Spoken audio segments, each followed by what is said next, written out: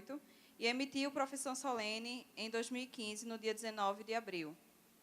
Após seus estudos filosóficos e teológicos em Belo Horizonte, ele foi ordenado presbítero em 5 de novembro de 2016, no Rio de Janeiro. Ele reside hoje em Brasília e auxilia na formação dos postulantes carmelitas da província de São José. Recebemos ele com uma salva de palmas.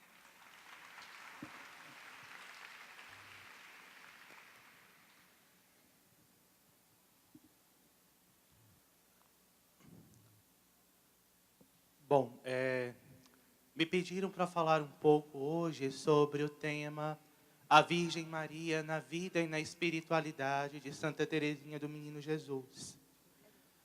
É um tema para mim tão prazeroso quanto desafiador. Prazeroso porque reúne numa mesma temática duas mulheres que são pessoalmente muito importantes para mim.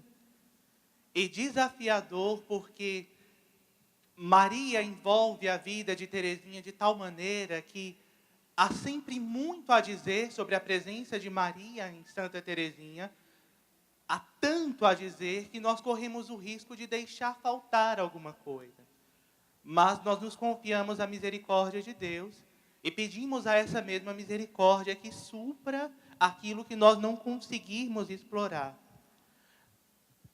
Teresinha do Menino Jesus, ela foi alguém que ao longo de toda a sua vida foi vivendo sucessivos encontros com Maria, dos quais nós vamos ressaltar alguns, que são assim os principais, os pontos de encontro de Teresinha com a Virgem Maria. Para que nós possamos construir um edifício que nos mostre assim como a vida de Teresinha é uma vida mariana.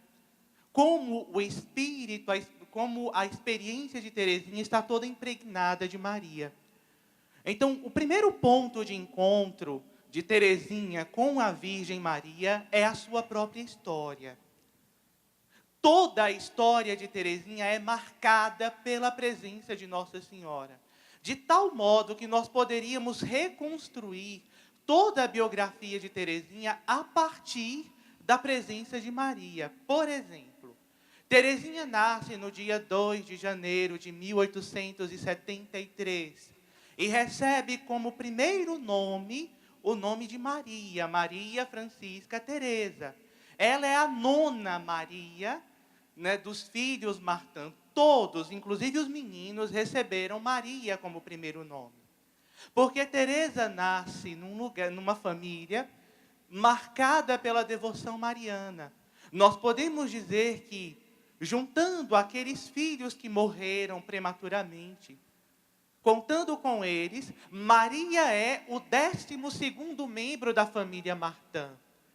Santa Zélia Martã, numa das suas cartas, ela fala que eu recebi de Nossa Senhora graças que só ela e eu sabemos. Santa Zélia fala de Nossa Senhora como de uma amiga íntima, de uma confidente, a única que escutou os ais, alguns ais, algumas dores, algumas confidências. A única que escutou algumas verdades de Santa Zélia no silêncio do coração de Zélia foi Nossa Senhora.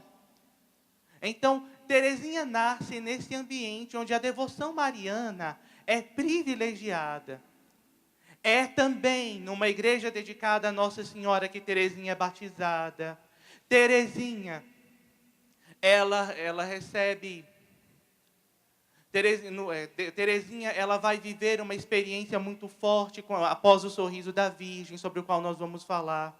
Teresinha será educada numa escola dedicada a Nossa Senhora, a Abadia das Beneditinas, de Lisieux. Teresinha vai entrar no Carmelo, uma ordem mariana, no dia da anunciação de Nossa Senhora. É no dia do nascimento de Maria, em 1890, que Teresinha faz a sua profissão solene. É sob o manto de Maria que Teresinha vive a sua primeira experiência mística no Carmelo. É É aos pés de Nossa Senhora que Teresinha pede inspiração para começar a escrever aquilo que hoje nós conhecemos como história de uma alma. É também aos pés de Maria que Teresinha vai viver a sua atividade como mestra de noviças. É aos pés de Nossa Senhora que Teresinha vai buscar inspiração para conduzir as almas para Deus. Enfim, as últimas palavras que Teresinha deixa escritas, de tudo o que nós temos escrito de Teresinha, são dedicadas a Nossa Senhora. Quando ela diz que, se tu fosse, ó Maria, se tu fosses Teresinha e eu fosse Maria, eu gostaria de voltar a ser Teresinha para que tu fosses Maria, para que eu pudesse te amar. Teresinha encerra a sua carreira como escritora com palavras dedicadas a Nossa Senhora. São retalhos da vida de Teresinha, impregnados da presença de Maria, porque a Teresinha encontra, em primeiro lugar, Maria na sua história. Teresinha topa com Nossa Senhora na sua história. O segundo lugar, como nós já falamos, é a própria família. Essa família que lega a Teresinha uma experiência mariana.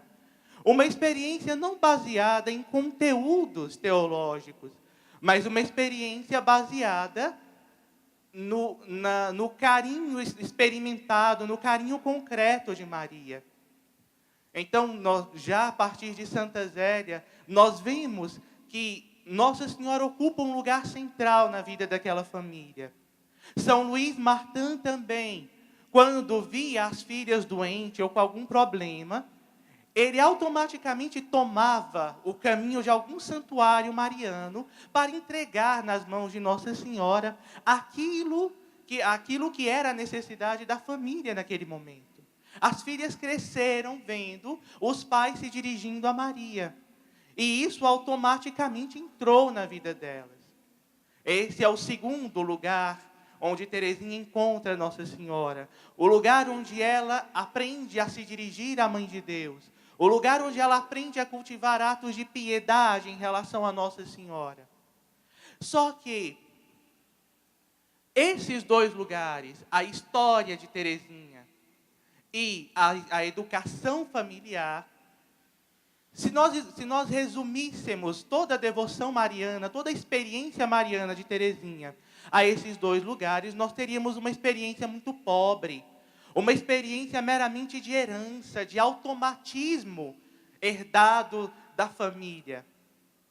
A primeira experiência pessoal é quando Maria entra definitivamente na vida de Teresinha e Teresinha a assume como mãe. E é o terceiro lugar onde Teresinha encontra a Virgem Maria, ou melhor, onde a Virgem se deixa encontrar por Teresinha, é o lugar da dor. Teresa, desde os 4 anos e meio de idade, ela traz dentro de si uma imensa dor. Ela traz consigo a dor da perda, a dor da orfandade. Teresinha, ela cresce como a pequena órfã. É essa pequena órfã que, por piedade de todo mundo, no dia da primeira comunhão, ela vai se consagrar o grupo das comungantes a Nossa Senhora, porque ela é órfã. É como órfã que ela vai ser tratada dentro de casa. É aquela que não pode ser contrariada porque não teve mãe. Aquela que não se pode falar mais sério com ela porque ela não teve mãe. Então, Teresinha cresceu com esse refrão dentro de si. Eu não tenho mãe. Mesmo tendo adotado uma segunda mãe, que é sua irmã Paulina. Essa segunda mãe ela vai aliviar um pouco a experiência da orfandade. Essa experiência fundamental de orfandade que Teresinha vive. Mas não vai abafar a dor da perda. Essa dor da orfandade é agravada no dia que Paulina vai embora para casa vai embora de casa e toma o rumo do Carmelo. Teresinha se vê órfã pela segunda vez. E então, logo após a entrada de Paulina para o Carmelo, Num belo dia, em que o pai estava viajando com as irmãs mais velhas para Paris, e ela ficou na casa do tio, o tio começou a recordar da mãe de Terezinha. Como Zélia era virtuosa, como ela era boa mãe, como ela era uma mulher de fé. E então, Terezinha, que já estava amargando a segunda orfandade, no outro dia ela começa a apresentar uma doença muito estranha. Maiores detalhes sobre ela, dessa doença, fica o convite para ler na História de uma Alma. O que nós sabemos hoje é que que nós podemos arriscar hoje como diagnóstico, é que se trata de uma doença de fundo nervoso, mas com uma raiz profundamente psicossomática. Essa somatização de orfandades faz com que Terezinha fique reduzida a um estado doentio, do qual ela só vai sair definitivamente no dia 13 de maio de 1883.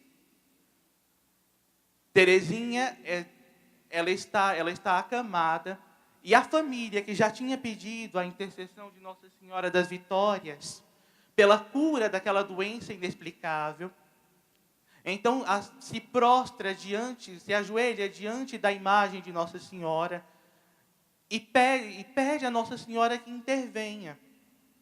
Terezinha, então, relata que ela viu a Santíssima Virgem sorrindo para ela.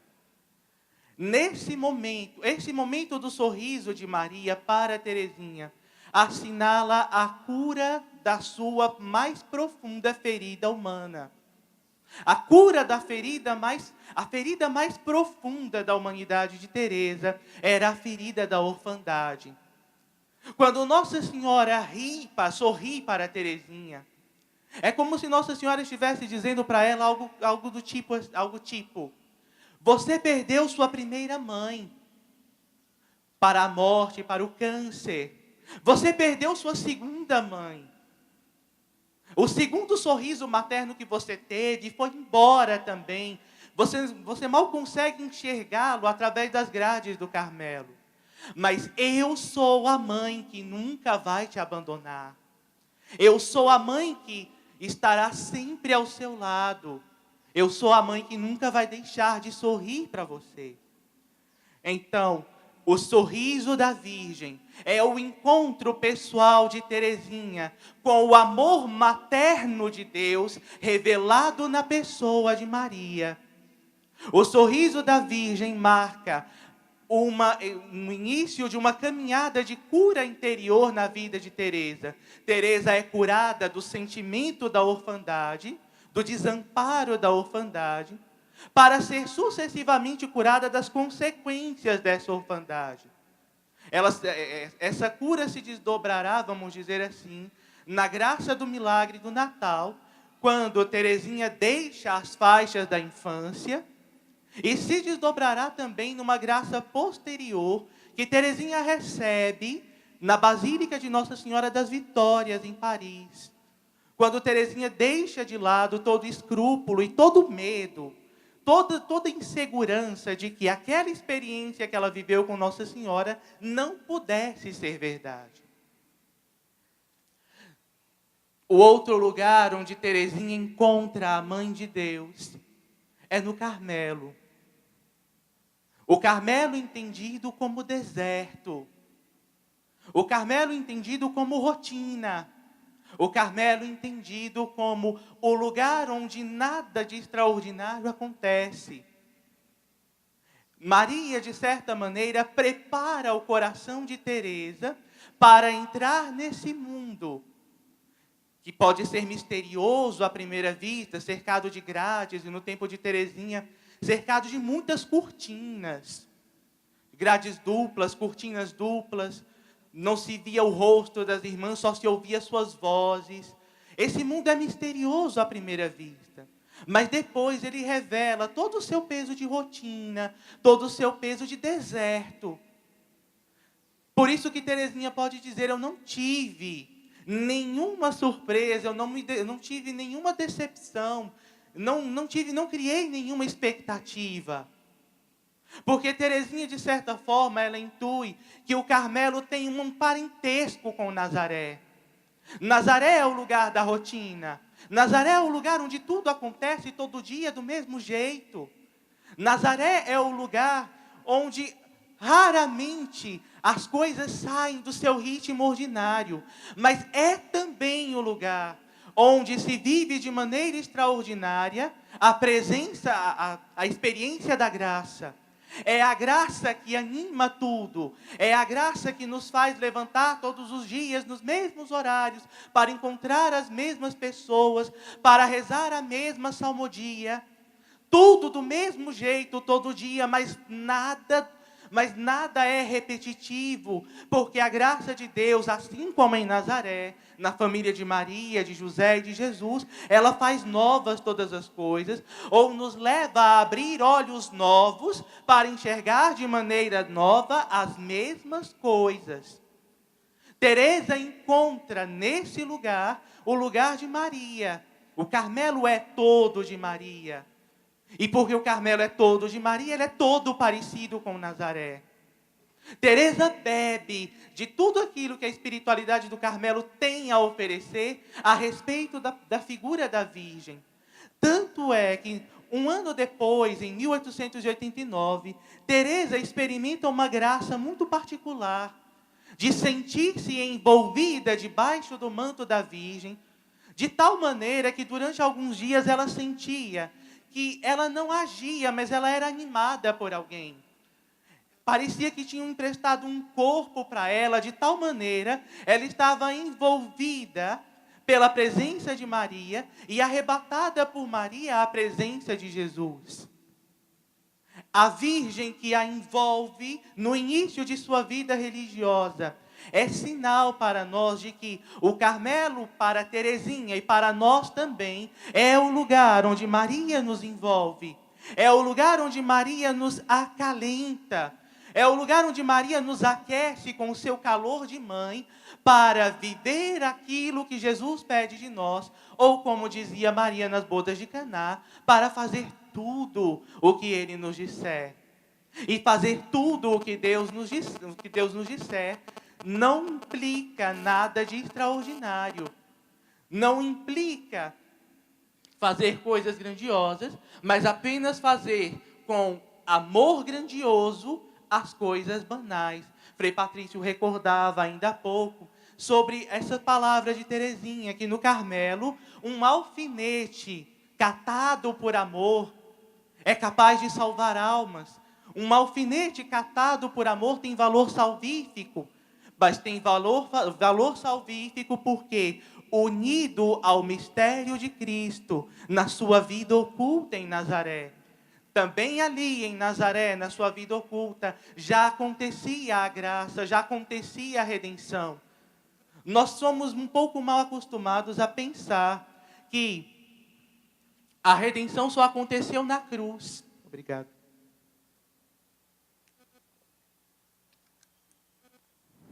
A redenção não aconteceu apenas na cruz. Ela teve na cruz o seu ponto culminante. Mas ela aconteceu a partir do sim de Maria. A partir do momento em que Deus, na pessoa do anjo, solicitou a colaboração de uma criatura humana para entrar nesse mundo, e entrar nesse mundo aos moldes humanos. Deus poderia simplesmente fazer com que seu filho surgisse, mas ele quis a colaboração de uma mulher. Deus poderia simplesmente realizar através de outros modos tudo o que Ele gostaria de realizar através de nós, mas Ele quer contar conosco.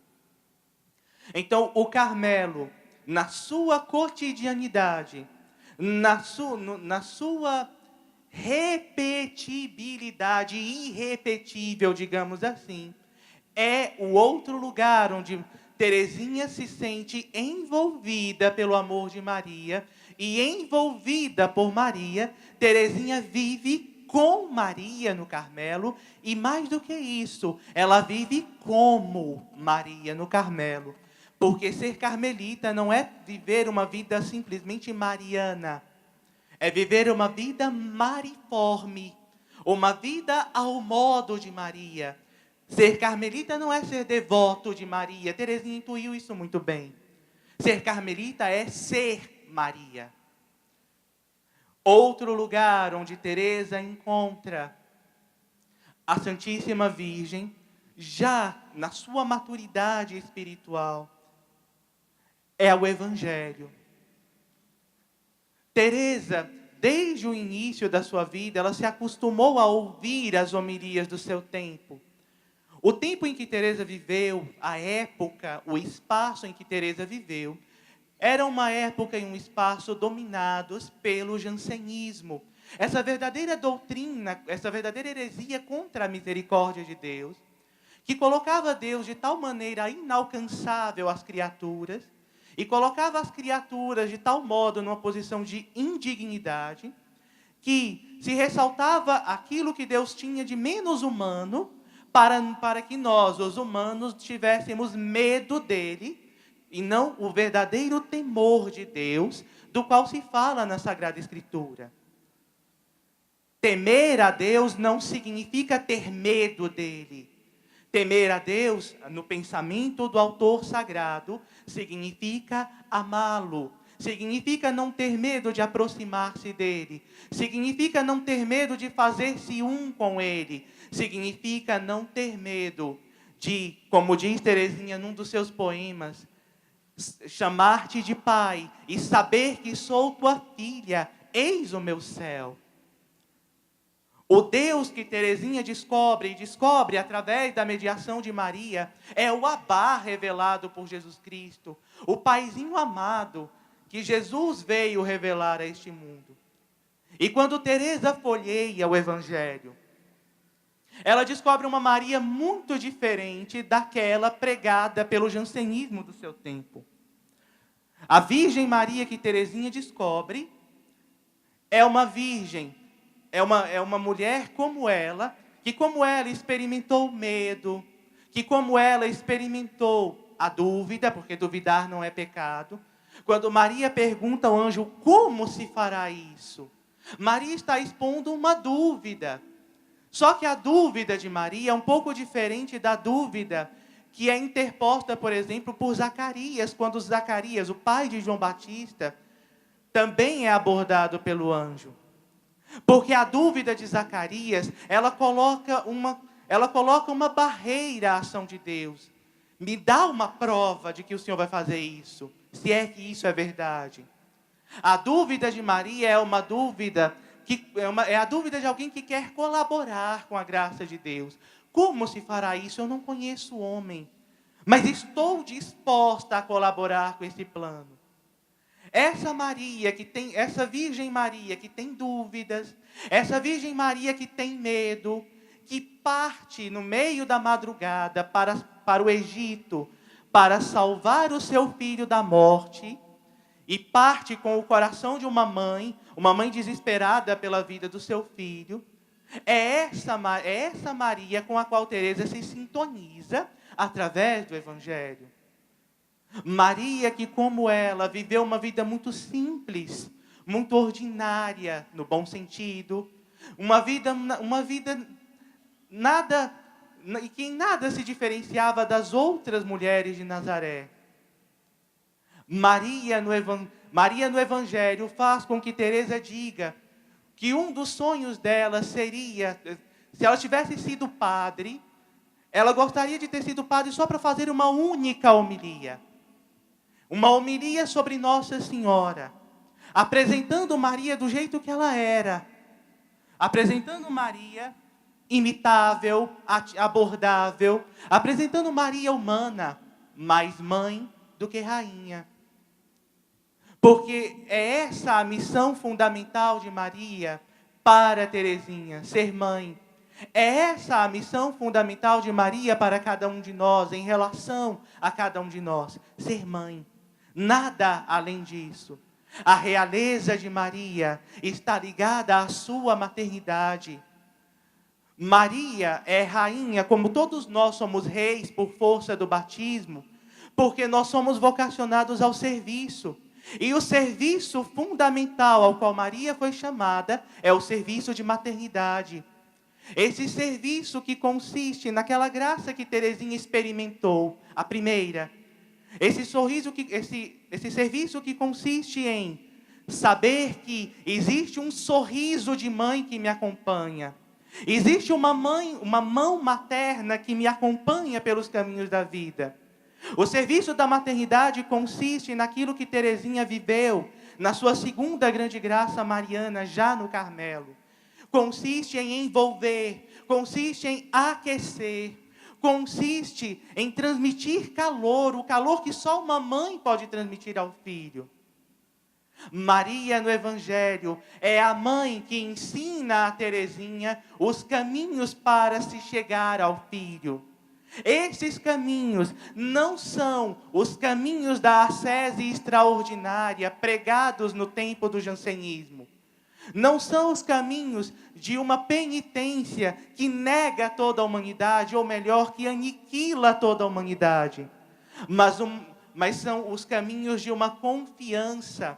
A palavra confiança, ela se repete muito ao longo dos escritos de Teresinha. Mas, sobretudo, se nós pegarmos a última poesia de Teresinha, a poesia 54, Porque Te Amo, Maria, que é o testamento marial de Teresinha. A palavra confiança aparece muitas vezes, a palavra humildade, a palavra fé, são refrões que ressoam ao longo de todo o poema, quando Teresinha lê a vida de Maria com o seu olhar, à luz da experiência que ela viveu.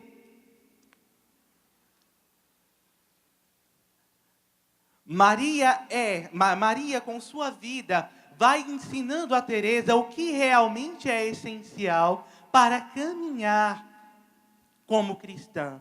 Então, Maria no Evangelho é a mãe que conduz, que ensina a Teresinha. E, por fim, Teresinha encontra a Virgem Maria no dom de si, no dom dela mesma. Depois que Teresinha é curada pelo sorriso da Virgem, depois que Teresinha é aquecida pelo manto, sob o manto de Maria, depois que Teresinha é educada por Maria, através daquilo que o Evangelho fala sobre Maria, Teresinha é conduzida por Maria ao dom dela mesma, como maturidade da fé. Muitos de nós, quem é padre principalmente, né, eu percebo muito isso. A maioria de nós confunde fé com a capacidade de arrancar alguma coisa de Deus. Já pararam para perceber isso? Quantas vezes nós falamos ou nós escutamos, olha, eu tenho tanta fé em Deus, tanta fé, porque tudo que eu peço Deus me dá. Naquele dia que eu precisei da cura para essa doença, eu rezei com tanta fé, Deus me curou. Eu tenho tanta fé que Deus resolveu aquele problema para mim. Nós associamos fé a como se fé fosse a uma capacidade nossa, uma força nossa, de convencer Deus a fazer o que nós queremos. Teresinha, educada na escola de Maria, educada pelo exemplo de Maria, ela aprende que a fé não está diretamente ligada à capacidade de receber alguma coisa de Deus.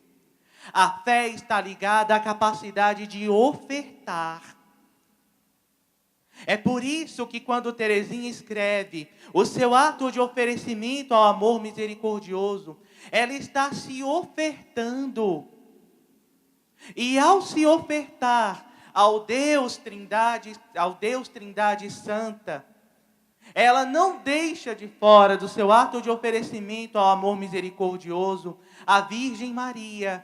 Ela fala: eu consagro esse ato a vós, ó Virgem Maria, levai-o até Deus.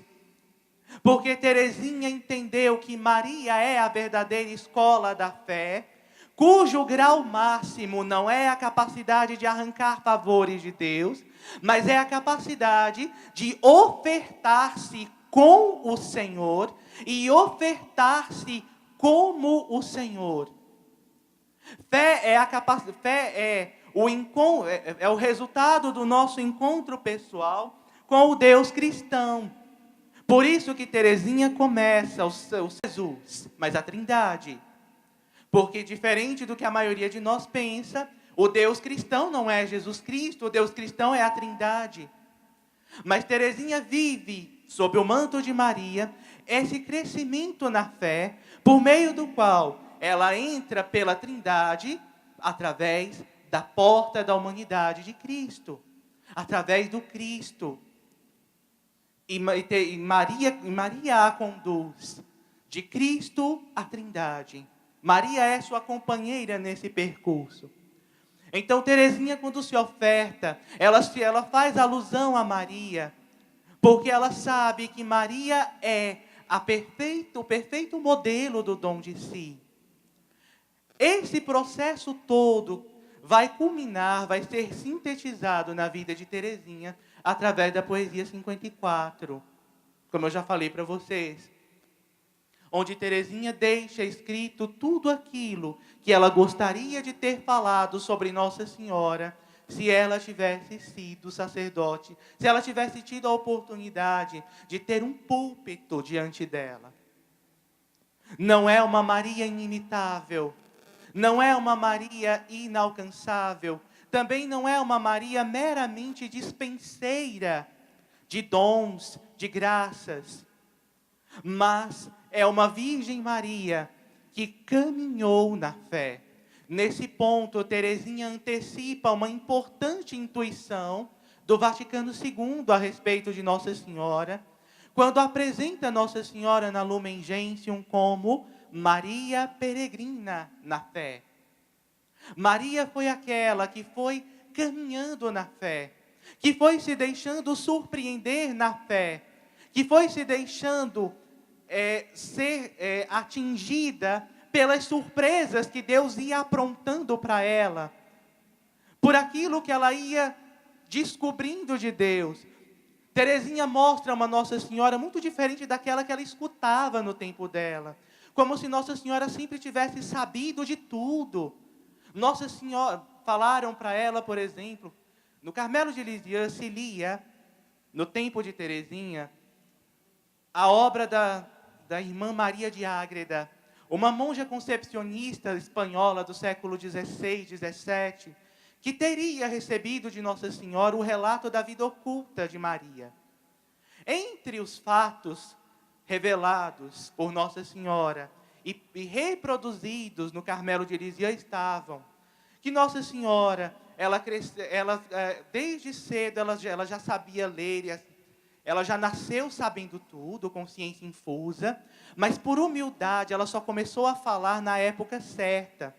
Na época que toda criança começa a falar, por humildade. Mas Maria já nasceu falando, Maria já nasceu sabendo que seria a mãe de Deus, Maria já nasceu sabendo que o filho dela ia morrer na cruz. E Teresinha fala, não, essa não é a Maria do Evangelho. Maria que no templo de Jerusalém pergunta, onde estavas? Por que deixaste a mim e a teu pai tão preocupados? Maria não sabe das coisas, ela vai descobrindo o que é o projeto de Deus para a vida dela, à medida que ela vai dando passos na fé.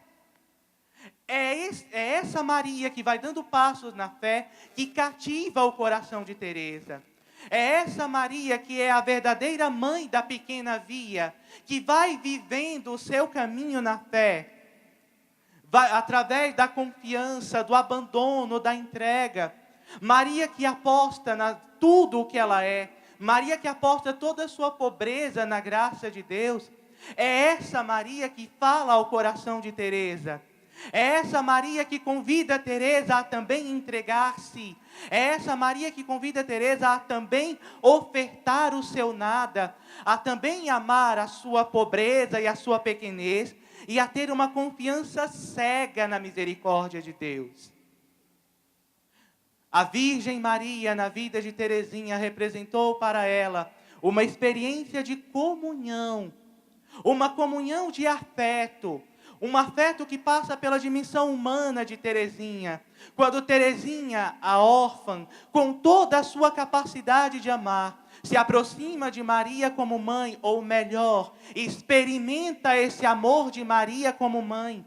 E a ele corresponde, através de uma outra espécie de comunhão, uma comunhão de vida. Depois da comunhão de afeto com Maria, uma comunhão de vida, moldando sua vida aos padrões da Virgem Maria, de modo que tudo aquilo que se refere a Maria tem também incidência na vida de Teresa. Isso não é uma novidade criada por Teresa. Não é nem mesmo uma novidade criada pela moderna Mariologia. Porque aquilo que Deus realizou na vida de Maria é aquilo que Ele quer realizar na vida de cada cristão. Os privilégios de Maria não são privilégios apenas dela, mas são privilégios dos quais nós participamos de alguma forma. Por exemplo, nós proclamamos a maternidade virginal de Maria. Concebemos o Senhor e, portanto, somos mães de almas quando mergulhamos na experiência de Deus. Quando concebemos Deus dentro de nós, a partir de uma vida de oração. Essa vida de oração que era o pão diário de Teresa no Carmelo e que é o pão diário de todo carmelita, seja ele frade, monja ou secular. Então, conceber, no nosso caso, significa alimentar a presença de Deus dentro de nós, fazer com que essa presença cresça dentro de nós, pela força, pela perseverança na oração. E dar à luz significa permitir que essa presença de Deus, cultivada no silêncio da oração, gestada na oração, gestada na comunhão com a palavra, com a Eucaristia, ela fecunde os nossos atos, fecunde a nossa vida. É assim que nós nos tornamos mãe de Deus. É assim que nós concebemos o Senhor e damos a luz a Ele. Teresinha entra nesse mistério quando ela aceita desde cedo o convite para entrar no deserto, que é lugar da intimidade com Deus. E entrando no deserto, ela descobre, logo em seguida, ela é tornada participante da sede de Cristo pelas almas. Esse desejo de Cristo de salvar as almas, que vai fazer com que Teresinha reze pelo Pranzini, que vai fazer com que Teresinha sacrifique a vida dela, até o último instante, por aquele frade carmelita, o Hyacinthe Loison, que tinha abandonado a vida religiosa, tinha abandonado o sacerdócio, tinha casado com outra mulher e agora tinha fundado uma igreja para ele. A última comunhão de Teresinha foi dedicada para esse padre renegado, porque Teresinha tinha antes concebido Deus dentro dela pela vida de oração. E agora dava à luz, através da participação no mistério da salvação de Cristo, no desejo que Cristo tem de salvar as almas. Teresinha participa também do privilégio da Assunção, do privilégio da Imaculada Conceição, que fala do amor de Deus que precedeu toda a história de Maria e que por amor a preservou de todo pecado. É verdade que nem Teresinha e nem nenhum de nós aqui presentes é imaculado. Mas esse detalhe do amor que precede a nossa história, é à luz desse amor que precede tudo que Teresinha lê sua própria história. Quando ela diz, por exemplo, que o amor de Deus não só me perdoou tudo, mas Ele me perdoou tudo por antecipação. É verdade que a minha história não é como a história da pecadora pública ou do filho pródigo. Mas Deus, porque Teresinha recebeu no sacramento da confissão a confirmação de que ela nunca tinha cometido pecado mortal. Mas ela não se sentia envaidecida por isso, por quê?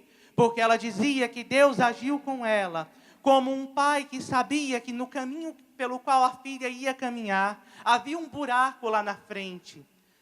E a filha, e fatalmente ela cairia nesse buraco. Então Deus, como um pai amoroso, foi lá, foi à frente dela e tampou esse buraco para que ela não pudesse cair. se a pecadora pública lá do Evangelho de João, ela foi perdoada porque muito amou, Teresinha foi perdoada por antecipação porque foi muito amada. Esse amor que precede toda a história de Maria, de toda a história de Teresinha, assim como a Imaculada Conceição, é o dom do amor do Pai que precede toda a história de Maria. Recorda para nós também que ser mariano é ter um coração grato a Deus pelo mistério do seu amor que precede a história de cada um de nós, seja ela qual for. Como Teresinha começa a escrever a história da sua vida para cantar as misericórdias do Senhor. Ser mariano, ou seja, estar unido à Virgem que cantou o hino do Magnífica, é ter disposição para reconhecer que o amor de Deus nos precedeu, o amor de Deus nos acompanhou, o amor de Deus nos resgatou, o amor de Deus nos fez o que nós somos hoje. E é esse amor que levará a pleno termo a sua obra, a obra que Ele começou gratuitamente, sem nada esperar de nós, a não ser a nossa entrega e a nossa capacidade de nos deixar transformar por esse amor. Porque Teresinha aprende com Maria que o heroísmo que Deus pede de nós não é o heroísmo das grandes obras, mas é o heroísmo de um grande amor. O heroísmo que Deus pede de nós não é que nós tenhamos a maior comunidade OCDS do Brasil. O heroísmo que Deus pede de nós é o heroísmo da entrega. É o heroísmo de reconhecer quão pouco podemos sem a graça de Deus, mas quanto devemos confiar no amor de Deus que nos precede e que nos conduz e que quer coroar a sua obra em nós. Assim como para Maria a coroação da obra desse amor se deu no mistério da Assunção, quando Maria é plenamente assumida na pela Santíssima Trindade, também nós somos objeto de um desígnio de assunção. Deus está querendo o tempo todo nos assumir plenamente, mas só pode fazê-lo à medida em que nós o permitimos. Rumo à plena assunção, esse pleno assumir, quando nós seremos plenamente assumidos em Deus, no tempo da eternidade, no dia da eternidade. Só que esse olhar para a assunção de Maria, esse evento escatológico que coroa a caminhada de Maria, nos recorda também a qualidade escatológica de vida que nós devemos viver. E que qualidade escatológica de vida é essa que nós devemos viver? O mistério de Maria assunta ao céu nos recorda que um dia nós participaremos da visão de Deus. Nós o contemplaremos face a face, ou como diz a primeira carta de João, nós o veremos tal como Ele é. Mas, ao mesmo tempo que esse mistério escatológico lança o nosso olhar para o futuro, ele instala os nossos pés no chão do hoje da história. Ele nos leva a viver o presente com qualidade. E por isso, a partir dessa nota mariana, Teresinha pode escrever aquela poesia da qual o Frei Patrício fazia memória ainda há pouco. Como será o nosso retorno para casa? Nós começamos a preparar o arroz do almoço, mas já pensando se vai sobrar alguma coisa para o jantar. Essa guinada mariológica, essa guinada marial na nossa vida, nos leva a reconhecer que o hoje tem valor de salvação. A Nazaré, na qual nós somos chamados a viver, que é nossa vida comum, ela é lugar de manifestação do amor redentor de Deus por nós. E gostaria de encerrar essa fala com um convite que Teresinha faz na carta 92, a sua prima Maria Guerrin. Maria Guerrin era muito escrupulosa. E ela dizia para sua prima: eu amo tanto Nossa Senhora, mas tanto, que eu tenho medo de estar pecando por amá-la mais do que a Jesus. E Teresinha escreve na carta 92, não tenha medo de amar Maria demais.